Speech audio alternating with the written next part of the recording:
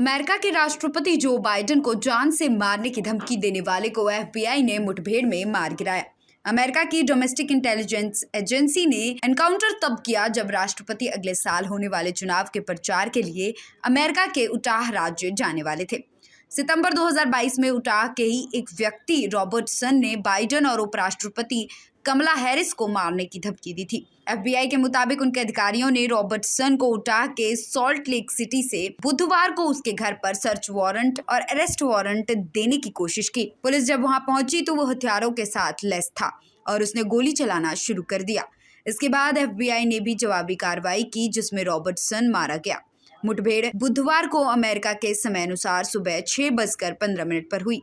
New York times की report के मुताबिक एफबीआई ने रॉबर्टसन के एनकाउंटर की जानकारी राष्ट्रपति जो बाइडेन को भी दी है। इस मामले में जब रॉबर्टसन की बेटी से सवाल किए गए तो उसने कुछ भी कहने से इनकार कर दिया है। एफबीआई ने बताया है कि रॉबर्टसन के पास कई खतरनाक हथियार थे। इनमें कई तरह की स्नाइपर राइफल भी शामिल हैं। Bureau report SMZ news India. America के राष्ट्रपति जो बाइडेन को जान से मारने की धमकी देने वाले को एफबीआई ने मुठभेड़ में मार गिराया। अमेरिका की डोमेस्टिक इंटेलिजेंस एजेंसी ने एनकाउंटर तब किया जब राष्ट्रपति अगले साल होने वाले चुनाव के प्रचार के लिए अमेरिका के उटाह राज्य जाने वाले थे।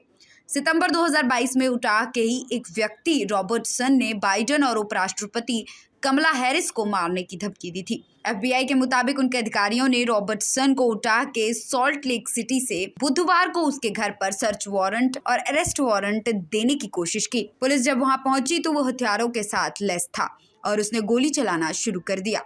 इसके बाद एफबीआई ने भी जवाबी कार्रवाई की जिसमें रॉबर्टसन मारा गया।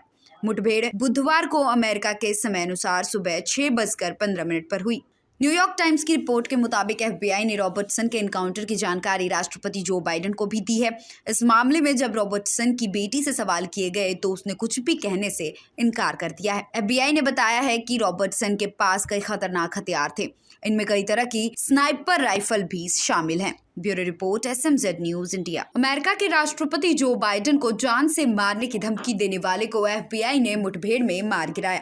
अमेरिका की डोमेस्टिक इंटेलिजेंस एजेंसी ने एनकाउंटर तब किया जब राष्ट्रपति अगले साल होने वाले चुनाव के प्रचार के लिए अमेरिका के उटाह राज्य जाने वाले थे।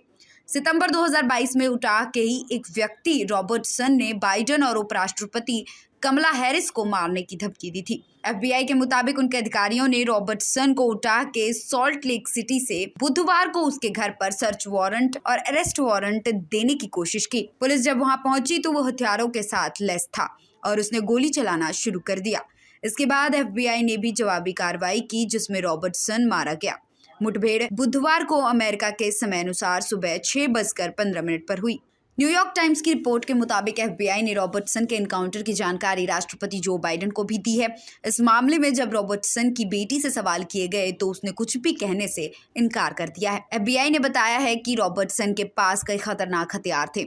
इनमें कई तरह की स्नाइपर राइफल भी शामिल हैं। Bureau report SMZ news India.